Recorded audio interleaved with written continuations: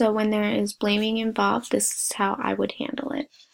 Um, so, son, it sounds like there's some blaming that you have towards your sister, and you stated, putting us through all this worry. So it sounds like you are blaming her for causing all this worry. And have you voiced all your worry to your sister?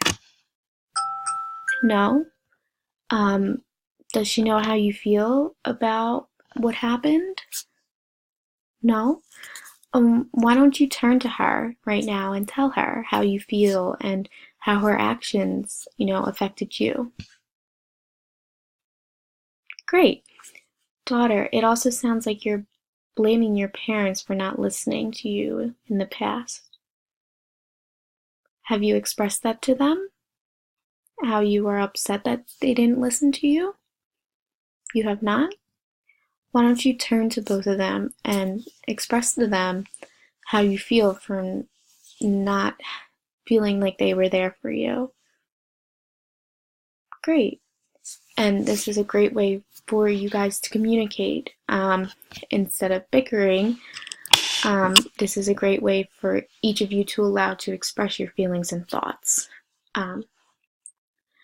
In the session, if there was bickering that was involved, which I do feel with the situation that there would be some between the mother and the father, I would interject and state, like, let's take a moment to pause.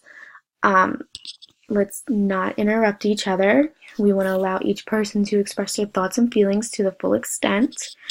And if you do have something to say, you can express your thoughts and opinions after that person has fully completed what they wanted to say. If you cannot help yourself from interjecting or anything, then we can do a little bit of the pen microphone, where the person that is holding the pen is the one that is speaking, and if you do not have the pen, you do not speak. But let's try it without the pen microphone right now.